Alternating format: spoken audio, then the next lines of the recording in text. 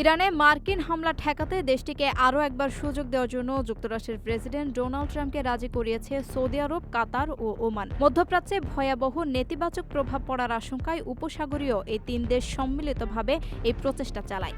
বার্তা সংস্থা এএফপিকে দেওয়া এক সাক্ষাৎকারে সৌদি আরবে একজন ঊর্ধ্বতন কর্মকর্তা এই তথ্য জানিয়েছে। নাম প্রকাশ না করার শর্তে ওই কর্মকর্তা বলেন, ইরান যাতে তার সদিচ্ছা প্রদর্শন করার সুযোগ পায় সেজন্য প্রেসিডেন্ট ট্রাম্পকে রাজি করাতে দীর্ঘ সময় ধরে শেষ মুহূর্তের মরিয়া কূটনৈতিক তৎপরতা চালিয়েছে এই তিন দেশ। তিনি আরও বলেন, এই আলোচনা এখনও অব্যাহত রয়েছে। ইতিমধ্যে ইরানে বিক্ষোভকারীদের উপর সরকারের দমন পীড়নের জেরে মার্কিন হামলার আশঙ্কা তৈরি হওয়ায় গত বুধবার কাতারের একটি প্রধান মার্কিন সামরিক ঘাঁটি থেকে কিছু কর্মী সরিয়ে নেওয়া হয়েছে। এছাড়া সৌদি আরব ও কুয়েতে অবস্থিত মার্কিন মিশনগুলোর কর্মীদের সর্বোচ্চ সতর্কতা অবলম্বনের পরামর্শ দেওয়া হয়েছে।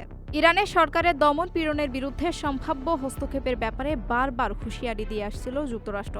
অন্যদিকে তেহরানও পাল্টা হুমকি দিয়ে বলছিল, হামলা হলে তারা ওই অঞ্চলে থাকা মার্কিন সামরিক ঘাঁটি ও জাহাজে আঘাত হানবে। তবে বেশ কয়েকবার কড়া হুমকির পর প্রেসিডেন্ট ডোনাল্ড ট্রাম্প তার অবস্থান পরিবর্তন করেন।